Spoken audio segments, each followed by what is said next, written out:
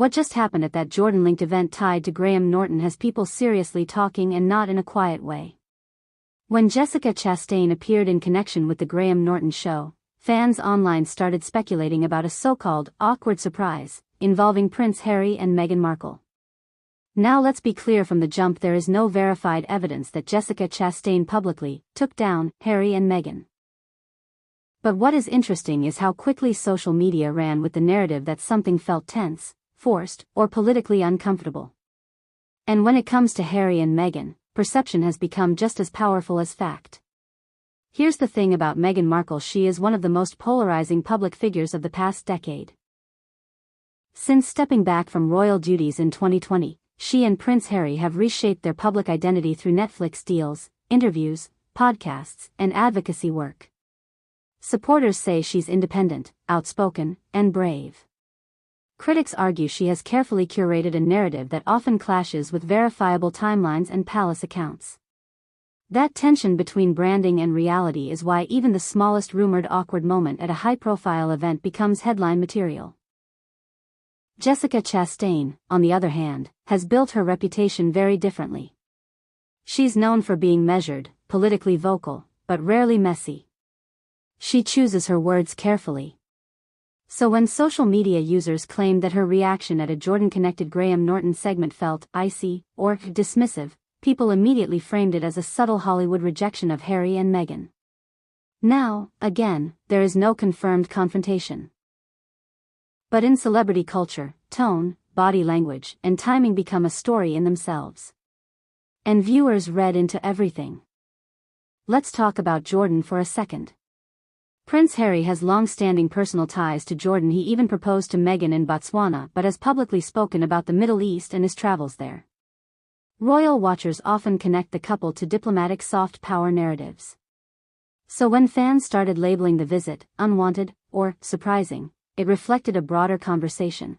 Are Harry and Meghan still welcomed in elite international circles the way they once were?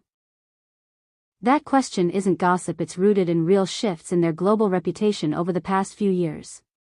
Since their departure from royal duties, multiple polls in the UK have shown declining approval ratings for both Harry and Meghan. In the United States, they remain more popular, but their media ventures have received mixed reviews. Spotify ended their podcast partnership. Netflix projects sparked divided opinions. Critics argue that their brand relies heavily on royal association while publicly distancing themselves from the institution. That contradiction fuels skepticism, and moments like this alleged awkward event become symbols of that larger debate.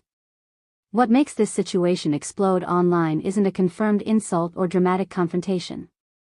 It's the narrative people attach to silence. If Jessica Chastain appeared neutral or didn't engage enthusiastically, the internet interprets it as shade.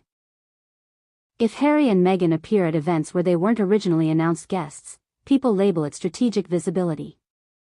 And that's the double-edged sword of celebrity activism and branding. Once your public image is tied to advocacy, diplomacy, and prestige, every interaction is scrutinized for status signals. Now let's be honest. Meghan Markle has been criticized for allegedly positioning herself as a reformer within the royal institution, then later criticizing that same system after stepping away. Whether one agrees or disagrees with her decisions, the criticism is rooted in documented interviews, including the Oprah interview where serious allegations were made. Those claims triggered global debate. That context is why even small social cues at events feel politically charged. The public doesn't see neutral moments anymore. They see alignment or rejection. Jessica Chastain's brand, meanwhile, leans heavily into feminist credibility, industry respect, and craft-focused acting. She rarely inserts herself into royal drama. So even being loosely linked to this discussion has amplified it. But here's the grounded truth: there is no verified public takedown. What we're seeing is a clash of reputations: Hollywood prestige versus post-royal celebrity activism, and audiences projecting meaning onto normal industry interactions. At the end of the day, this story says more about public perception than it does about an actual confrontation. Harry and Meghan operate in a space where their every move is politicized. Jessica Chastain operates in a space where subtlety is powerful. When those two worlds overlap, even briefly, speculation explodes. But responsible commentary means separating confirmed events from viral exaggeration. The bigger conversation isn't about a humiliating moment, it's about how reputation, media strategy, and global branding determine who is seen as welcome in elite spaces and who is seen as controversial.